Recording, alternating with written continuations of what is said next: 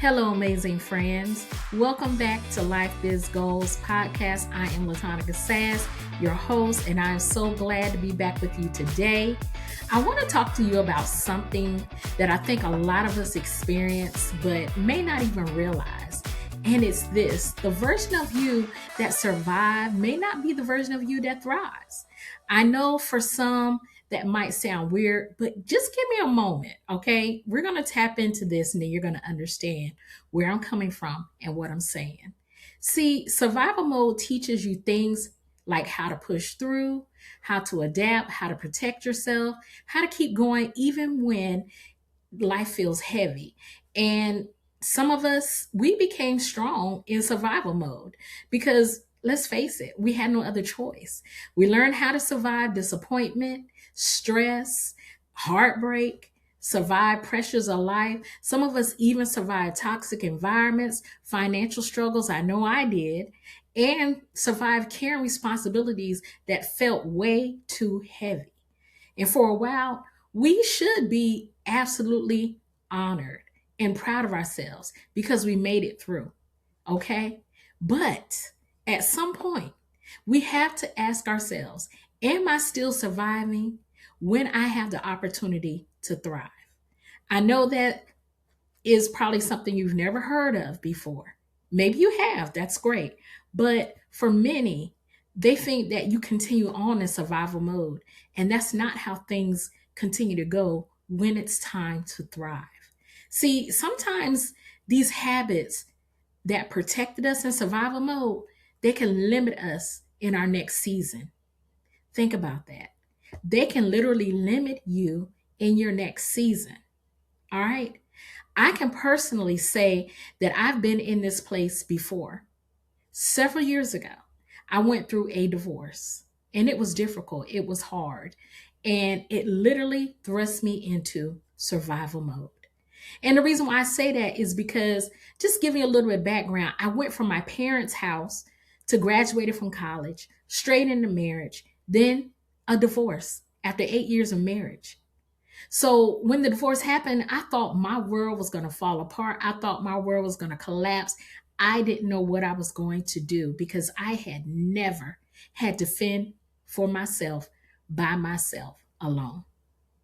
I had never had to take care of the car if something happened to it, pay all the bills by myself, or even face challenges alone. There was always someone there. So for me, I can't lie. I was afraid. I was scared because I wasn't sure how I was going to make it.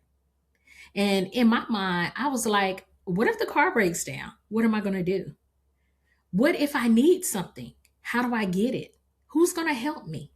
How am I going to even live by myself? I had never lived by myself. Like I said, I went from my parents' house straight into college and then straight to marriage. So I never had to live by myself. And all of this was new to me. And it threw me smack in the dab of survival mode to the point where I stopped resting. I stopped trusting easily. I stopped slowing down. I was always on the go. Even though I had a very good paying job, I decided to get a part-time job because I didn't know what to do with my time. I needed something to occupy my time.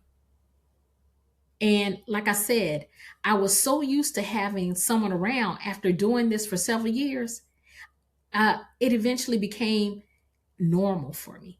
I was so used to being in survival mode that it felt like an everyday thing. So much so that even when I thought that I was relaxed, I really wasn't. And let me explain. I have a perfect example. Working in corporate America, sometimes it can be very stressful. And I remember the time where I was having severe shoulder and neck pain. So much so till I couldn't even turn my head. It hurt so bad for me to turn my head. That's how much pain, severe pain I was in. And so I ended up going to a medical masseuse. And surely enough, my muscles were tight. They were super tight because of the stress of the job and really stress of life, just always doing, never stopping, never really taking care of myself. And I had been doing this for several years. Okay. To the point where where my shoulder and neck was, I had like a big hump. And it wasn't noticeable, but if you touch my shoulder, you'd be like, what in the world is that? And it was because my muscles and the stress had caused my muscles to tighten up so bad. But even when I was resting and I thought that I was resting, in my mind, I thought that I was handling everything. I thought that my body was good. I thought that, all was well, but it wasn't. It was coming throughout my body. So I went to the medical masseuse and she began to work on me. And she already told me up front, it's going to be painful. It's going to be some pain because you have some deep rooted stress in here where your muscles have tightened up and everything. So she was working through and massaging from my hand to my neck. And she would just be pressing, pressing, pressing. And she kept on telling me to relax. And I told her, I said, I am relaxed. And she said, no, you're not relaxed.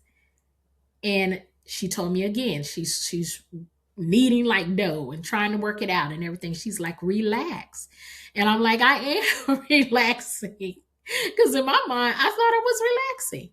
And she said, no, you're not. So the third time, she told me to relax. And I took a deep breath and I just started thinking about the music that she had playing in the atmosphere. It was very heavenly type of music. I don't know if you understand what that means. It was instrumental, just, probably some harps or something playing. But anyway, I decided at that moment to take a deep breath and just release everything that was on me. And when I released everything that was on me and just began to meditate on the music in the background, tears began to roll down my eyes. And she couldn't see my face, but she said, okay, you're relaxing. I realized that for myself too, that was the first time that I had really relaxed in years. And that's why the tears were rolling down my face, because I thought that I relaxed. I thought that when I went to sleep, I was relaxing. I thought that every now and then I'll take a weekend off and I'm relaxing. But I truly wasn't.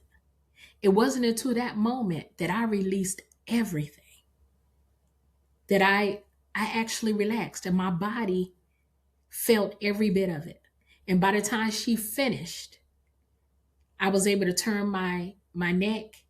I was able to turn my head. I was able to lift my arm, everything. And it's so crazy how the body can react to stress in our life. It can react to our mind. It can react to things that are going on that we don't even realize it. I didn't realize that I was stuck in survival mode for years. For years. How many of you are stuck in survival mode and you haven't truly relaxed? I'm asking, what are you holding on to in your subconscious that you don't even realize it? See, like me, some people, they don't even realize that they're operating, again, in survival mode because we think that it's productive. We think that working hard means we're handling responsibilities, we're handling things, we're showing up for everybody. But internally, we're exhausted,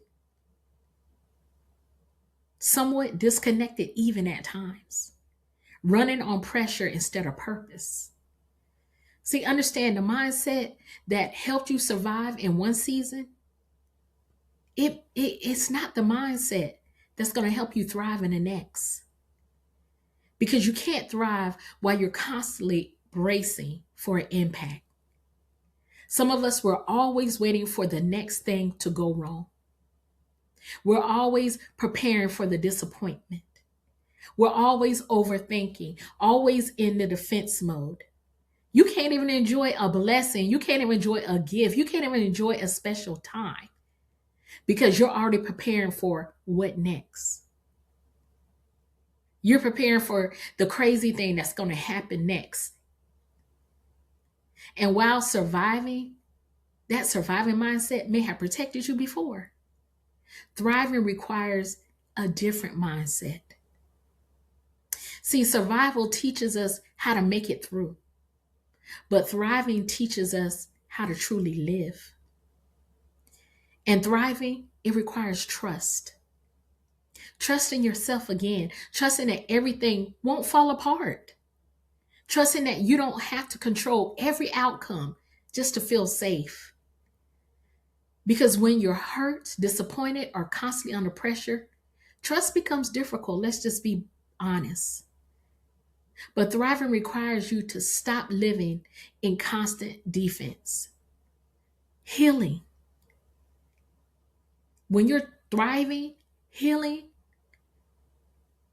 is not just pushing through the pain, but actually addressing it. Healing from exhaustion, healing from disappointment, healing from constantly carrying everything alone. Because unhealed survival habits can follow you into every season of your life if you don't confront them. Another thing to thrive is balance. Not living every day in survival mode, not constantly overworking. Oh my gosh, I used to overwork all the time. Not believing your worth is tied to only productivity. Thriving understands that rest matters too. Peace matters too. You matter too. Boundaries. To thrive, you got to have boundaries. Learning to say no is not selfish. Y'all, that is a whole nother subject that I will have to touch on because I had to learn to say no. Now, some people, they don't have a problem saying no. But then there's some of us, we just do for everybody and put ourselves on the back burner every single time. And it took me being sick, and it took a friend who really cared about me to tell me, you need to learn how to say no. I know you have a heart for people. I know you all have a heart for this and that. You need to say no. You need to learn how to say no. Some of us need to learn how to say no. And it's not selfish. It's okay. It's necessary for growth sometimes. Because you cannot thrive while you're constantly being drained, overwhelmed, distracted, or available for everything and everybody else. Boundaries protect your peace, your energy, your focus, and even your future. So we have to learn sometimes to say no, and we have to put boundaries. Thriving also has a vision. See, survival only focuses on today, but thriving requires you to think beyond just making it through the week. Vision allows you to ask, what kind of life am I truly trying to build? Not just survive in, but build. To thrive, you also must have intentional living. No longer living on autopilot, no longer just reacting to life as it happens, but making decisions on purpose, protecting your time on purpose, choosing your environment on purpose, taking care of yourself, my friend, on purpose, moving towards your goals on purpose. Because thriving doesn't happen accidentally, it happens intentionally. We don't want to stay in survival mode. We want to change. We want the best life. And it's not accidentally, it's intentionally. Maybe that's the real shift for some of us, learning that we don't have to live in survival mode forever. We can heal, we can grow, we can evolve, y'all. And we can finally become the version of ourselves that doesn't just survive, but actually lives it. Listen, friend, you are allowed to evolve. Don't let anyone keep you down and tell you that you'll never be something, that you'll never be this or that you're not smart enough, not wise enough, not pretty enough. You are allowed to evolve into the best version of yourself you were created to be. Don't allow anyone to take that from you. You are also allowed to outgrow the survival mode. You are allowed to rest without guilt. You are allowed to experience joy without waiting for something bad to happen. And you are allowed to stop carrying everything alone. You are allowed to build a life that feels lighter. So the next version of you doesn't need to hustle from fear. Maybe the next version of you, maybe it communicates differently. Maybe it protects your peace differently. Maybe it prioritizes things differently, moves intentionally, says no more often, which many of us need to do again. Understand that thriving is not just about success, though. It's about becoming whole. How many of us need to become whole? That's a big thing. I want to become whole. Tell yourself, I want to become whole in every area of my life. So I have a question that I want you to reflect on today. What survival habits am I holding on to that may be limiting my growth? Maybe it's overworking. Maybe it's people pleasing. That's a big one. Maybe it's shutting down emotionally or overthinking, never resting, constantly staying busy. Maybe it's fear. Fear of slowing down, fear of trusting, fear of being seen. See, I used to fit into so many of these categories. So I get it. I understand. But there is hope. There is hope if you want to change. But you have to be intentional. I also want you to think about this. Who would you become if you stopped living like you were constantly trying to survive? Who would you become? Think about it. If you were out of survival mode, going into thriving, who would you become? Listen, amazing friends, I want you to understand, I'm proud of the version of you that survived, the version that kept going, the version that held it all together, the version that made it through the hard sessions. But don't get so attached to survival that you resist becoming who you need to be to thrive. Because your next season may require softer habits, healthier boundaries, deeper healing, stronger discipline, and a different mindset. And guess what? That's okay. Remember, growth is not betrayal, my friend. Healing is not weakness. And evolving does not erase your strength. You are strong. Evolving does not erase your strength, it reveals it. So today, give yourself permission to become. Not just survive, but truly thrive. All right? And as always, grow as you go. Because that's what life is. You're growing as you go. You don't have it all together. I don't have it all together. No one has it all together. But we're growing as we go. As I leave you with this final question, what's one survival habit you're realizing you need to release in order to grow? See, amazing friend, I believe in you. I know that you can do this. I know that you're ready to change. I know that you were created for greatness, that you are awesome. Now, I need you to believe it for yourself. Believe the impossible. Believe how great you are. Believe how wonderful you are. Speak life over yourself, friend.